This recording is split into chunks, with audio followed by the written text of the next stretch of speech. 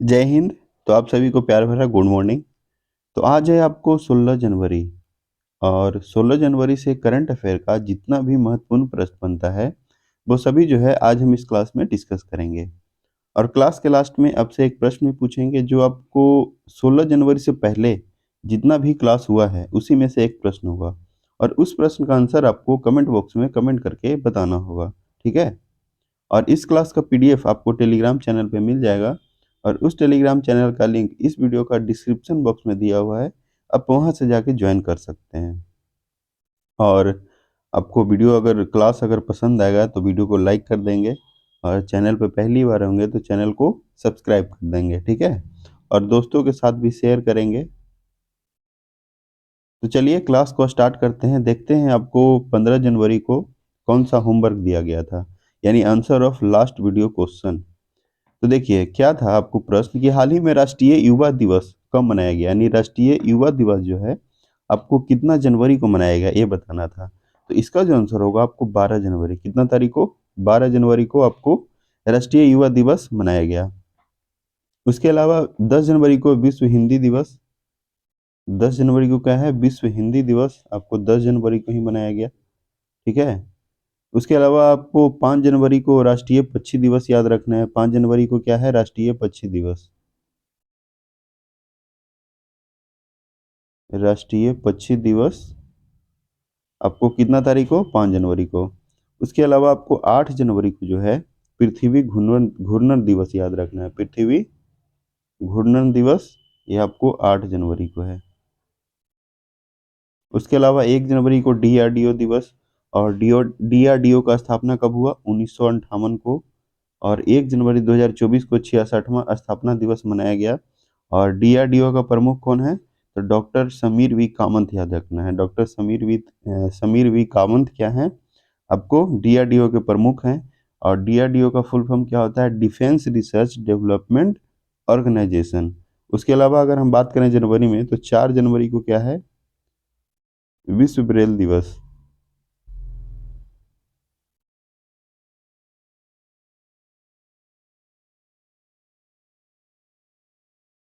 ये जो है आपको 4 जनवरी को है। अब उसके बाद है आपको आज का फर्स्ट प्रश्न देखेंगे। हाल ही में ताइवान में राष्ट्रपति पद का चुनाव किसने जीता, यानी ताइवान में राष्ट्रपति पद का चुनाव जो है कौन जीता है, लाई चिंगते, ग्रेवियर अल्टा, शेख हसीना, रानिल विक्रमसिंघे। तो इसका जो आंसर होगा लाई चिंगते, क्या होगा, लाई चिंगते जो है आपको ताइवान में राष्ट्रपति पद का चुनाव जीता है। और गैब्रियल अटल जो है आपको फ्रांस के क्या बोलते हैं, प्रधानमंत्री बने हैं। फ्रांस के सबसे युवा सबसे युवा सबसे युवा प्रधानमंत्री कौन बने हैं, तो गैब्रियल अटल। ये आपको ध्यान रखना है, ये प्रश्न आपको वीवीआई है। ठीक है। शेख हसीना आपको ये जो है आपको बांग्लादेश के प्रधानमंत्री। ठीक है। और रानिल विक्रमसिंघे ये आपको श्रीलंका के राष्ट्रपति हैं। श्रीलंका के राष्ट्रपति रानिल विक्रमसिंघे। और दिनेश गुणवर्धन क्या है, आपको प्रधानमंत्री हैं श्रीलंका के। उसके अलावा नेक्स्ट देखेंगे, नेक्स्ट है आपको सेकंड सेकंड है हाल ही में दूसरा अंतर्राष्ट्रीय आयुष सम्मेलन कहाँ प्रारंभ होगा, यानी दूसरा अंतर्राष्ट्रीय आयुष सम्मेलन जो है आपको सिडनी, टोक्यो, लंदन या फिर दुबई। तो इसका आंसर क्या होगा, इसका आंसर जो होगा दुबई होगा। क्या होगा, दुबई। ठीक है, दुबई में होगा। और आयुष मंत्री कौन है, सर्बानंद सोनोवाल याद रखना है। सर्बानंद सोनोवाल, यानी सर्बानंद सोनोवाल आयुष मंत्री हैं। और दुबई में अगर बात करें तो भारत और यूएई के बीच जायद तलवार एक्सरसाइज यानी अभ्यास होता है। और COP 21 जो है, COP 21 सम्मेलन ये जो है आपको यूएई में हुआ था। कहाँ हुआ था, यूएई। यानी यूएई में क्या हुआ, COP 21। और G20 कहाँ हुआ, तो G20 आपको इंडिया में, इंडिया के नई दिल्ली में हुआ। ठीक है। और ब्रिक्स जो है, ब्रिक्स आपको 2024 वाला कहाँ होगा, तो ये आपको रसिया में होगा। ठीक है। ब्राजील होस्ट करने वाला था लेकिन ब्राजील होस्ट नहीं करेगा, कौन करेगा, तो आपको रसिया करेगा। ठीक है, ये भी बात आप याद रखेंगे। और G21 देखिए, G21 जो है आपको 2024 कौन होस्ट करेगा, तो ब्राजील। ठीक, कौन करेगा? ब्राजील करेगा। अब उसके बाद है थर्ड थर्ड प्रश्न क्या है, हाल ही में भारत और जापान के तटरक्षक ने संयुक्त अभ्यास सहयोग काइजिन का आयोजन कहाँ किया है? चेन्नई, कोची, मुंबई, पुदुचेरी। तो थर्ड का क्या होगा आंसर? चेन्नई। क्या होगा? चेन्नई इसका आंसर होगा। यानी भारत और जापान के तटरक्षक ने संयुक्त अभ्यास सहयोग काइजिन का आयोजन कहाँ किया? तो ये जो है आपको चेन्नई में किया है। और चेन्नई किसका राजधानी है? तो ये आपको तमिलनाडु का राजधानी है। और चीफ मिनिस्टर है आपको एम के स्टालिन। एम के स्टालिन क्या है? चीफ मिनिस्टर है, ठीक है। और इसका गठन आपको 26 जनवरी 1950 को हुआ। 26 जनवरी 1950 को तमिलनाडु का गठन हुआ। और आर एन रवि याद रखना है, राज्यपाल। आर एन रवि क्या है? आपको राज्यपाल हैं। और यह जो है आपको तटीय तटीय राज्य है, ठीक है। तटीय राज्य है, तो ये भी बात आप याद रखेंगे। और यह जो है आपको भारत और जापान के तटरक्षक संयुक्त अभ्यास काइजिन जो है, ये आपको याद रखना है 20वां संस्करण हो रहा है, ठीक है। कौन सा? 20वां संस्करण। और भारतीय तटरक्षक बल का जो प्रमुख हैं वो है आपको राकेश पॉल। ये भी बात याद रखना है, राकेश पॉल। राकेश पॉल क्या है? आपको भारतीय तटरक्षक बल के प्रमुख हैं। और इसका गठन आपको 1 फरवरी 1977 को 1 फरवरी 1977 को इसका गठन हुआ। कौन सा एक्ट के तहत? 1978 एक्ट के तहत, ठीक है। तो ये भी बात आप याद रखेंगे। राकेश पॉल क्या है? भारतीय तटरक्षक बल के प्रमुख हैं राकेश पॉल। इसका गठन कब हुआ? 1 फरवरी 1977 को। कौन सा एक्ट के तहत? तो 1978 एक्ट के तहत। और आपको बता दें कि समुद्र तटीय राज्य कितना है? 9 है। ये भी बात याद रखेंगे। समुद्र तटीय राज्य आपको कितना है? 9 है। और कर्क रेखा से कितने राज्य होके गुजरता है? तो 8 राज्य। अब उसके बाद है, हाल ही में डीआरडीओ ने नई पीढ़ी की आकाश एनजी मिसाइल का सफल परीक्षण कहाँ किया? यानी डीआरडीओ ने नई पीढ़ी की आकाश एनजी मिसाइल का सफल परीक्षण कहाँ किया है? केरल, उड़ीसा, गुजरात या फिर मध्य प्रदेश। तो इसका आंसर होगा उड़ीसा। क्या होगा? उड़ीसा होगा, यानी 4 का बी। और उड़ीसा में अगर हम बात करें तो उड़ीसा के चीफ मिनिस्टर है नवीन पटनायक। और रघुवर दास नए प्रोफेसर गणेशी लाल जो थे उनके बाद कौन बने हैं? रघुवर दास, यानी नया गवर्नर कौन बने हैं? रघुवर दास। और नवीन पटनायक हैं आपको चीफ मिनिस्टर। और यह इसका गठन 1 अप्रैल 1936 को हुआ। कब हुआ? 1 अप्रैल 1936 को उड़ीसा का गठन हुआ, ठीक है। और भी उड़ीसा में अगर हम बात करें तो यहाँ पे 21 लोकसभा सीट है, 10 आपको राज्यसभा सीट। और A147 क्या याद रखना है? आपको यहाँ पे विधानसभा सीट है। और विधान परिषद नहीं है। और विधानसभा का सदस्य बनने के लिए कितना उम्र चाहिए? 25 वर्ष। और लोकसभा के लिए भी 25 वर्ष। उसी तरह राज्यसभा के लिए 30 वर्ष और विधान परिषद के लिए 30 वर्ष। और राष्ट्रपति उपराष्ट्रपति के लिए ये आपको 35 ईयर, यानी 35 वर्ष जो है आपको उम्र चाहिए। अब उसके बाद अगर हम बात करें तो उड़ीसा उड़ीसा का रायगढ़ सॉल को जीआई टैग मिला।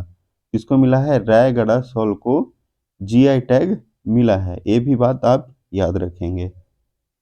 नेक्स्ट है आपको 5 है, हाल ही में लैंड एडवेंचर श्रेणी में तेंजिंग नोर्गे राष्ट्रीय साहसिक पुरस्कार 2022 से किसे सम्मानित किया गया? तो इसका जो आंसर होगा सविता कंसवाल होगा। क्या होगा? सविता कंसवाल को तेंजिंग नोर्गे राष्ट्रीय साहसिक पुरस्कार से सम्मानित किया गया। और जो देखिए नरगिस मोहम्मदी हैं, इनको नोबेल का शांति पुरस्कार दिया गया है। नोबेल का शांति पुरस्कार दिया गया 2023 का। कितना तारीख को? 10 दिसंबर को दिया गया। और नोबेल पुरस्कार आपको 6 क्षेत्र में दिया जाता है, जैसे क्या बोलते हैं, भौतिकी, रासायनिक और चिकित्सा, ये 3 हो गया। फिर उसके बाद साहित्य, साहित्य के बाद आपको अर्थशास्त्र और शांति। ये जो है 6 क्षेत्र में आपको नोबेल पुरस्कार दिया जाता है। जिसमें नोबेल का शांति पुरस्कार किसको मिला? तो ये मिला है आपको नरगिस मोहम्मदी को।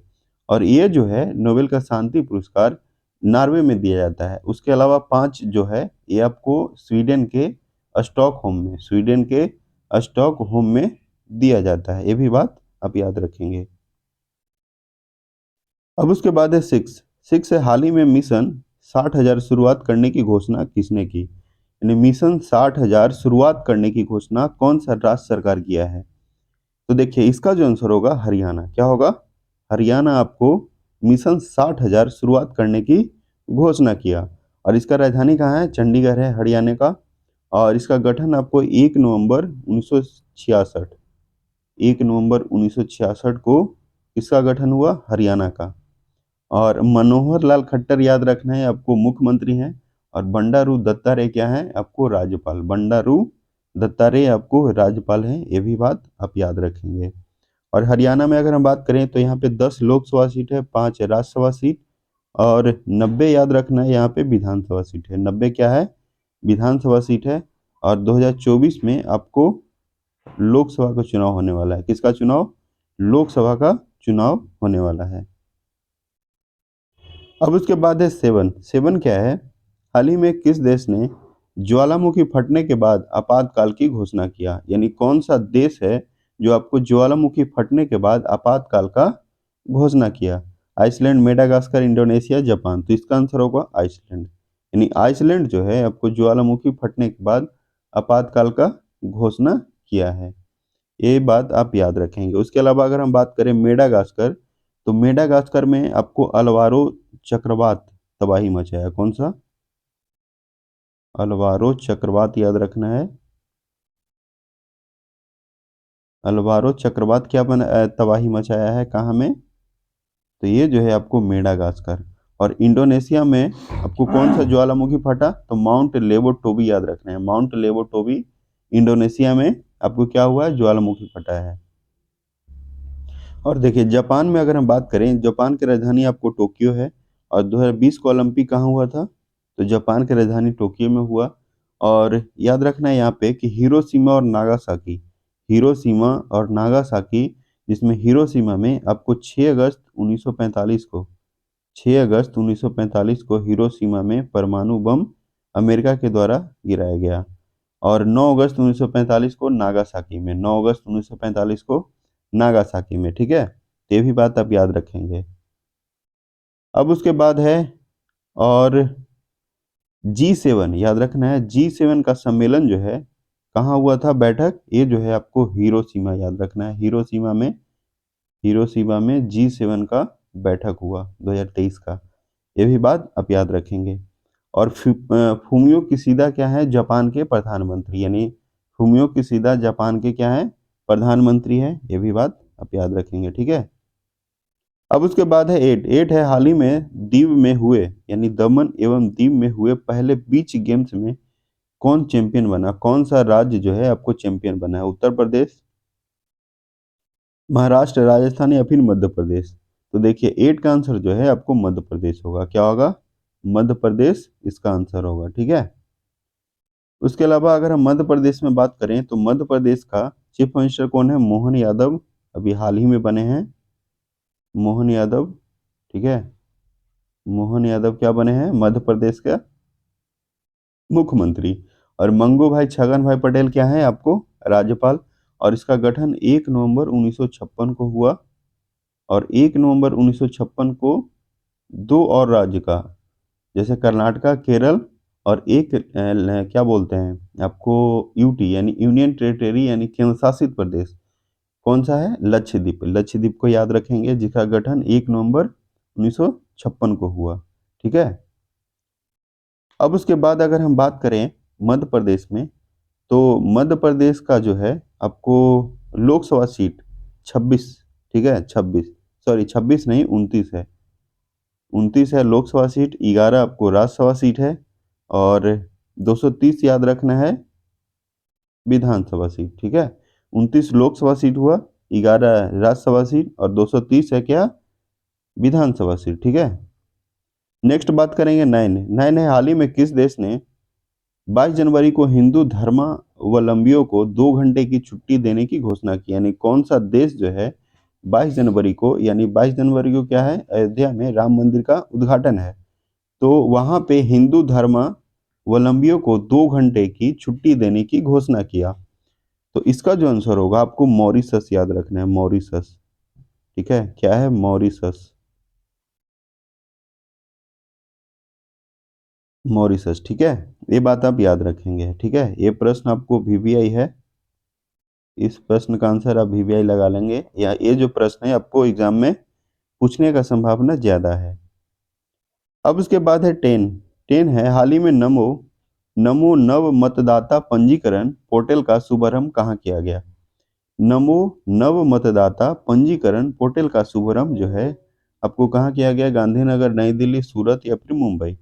तो क्या होगा इसका आंसर? नई दिल्ली। नई दिल्ली होगा इसका आंसर, ठीक है। और नई दिल्ली क्या है? भारत देश का राजधानी है। और यहाँ पे अगर हम बात करें तो विनय कुमार सक्सेना याद रखना है, क्या है? उपराज्यपाल, ठीक है। विनय कुमार सक्सेना आपको उपराज्यपाल हैं। और चीफ मिनिस्टर क्या है? तो अरविंद केजरीवाल। चीफ मिनिस्टर हैं आपको अरविंद केजरीवाल, ठीक है। तो इतना बात आप याद रखेंगे। उसके अलावा और भी अगर हम बात करें तो दिल्ली में आपको 7 लोकसभा सीट है और 3 क्या है यहाँ पे? विधानसभा सीट। यानी 7 लोकसभा सीट हो गया, 3 हो गया विधानसभा सीट। अब उसके बाद है यह जो प्रश्न है आपको होमवर्क है, क्या है? होमवर्क है, यानी क्वेश्चन फॉर यू। और इस प्रश्न का आंसर आपको क्या करना है? कमेंट बॉक्स में कमेंट करके इसका आंसर बताना है, ठीक है। तो चलिए, क्लास कैसा लगा आप लोग को कमेंट करके बताएंगे। और वीडियो पसंद आएगा तो वीडियो को लाइक कर देंगे। और चैनल पे पहली बार होंगे तो चैनल को सब्सक्राइब करेंगे, दोस्तों के साथ भी शेयर करेंगे। चलिए मिलते हैं नेक्स्ट क्लास में, तब तक के लिए सभी लोगों को धन्यवाद।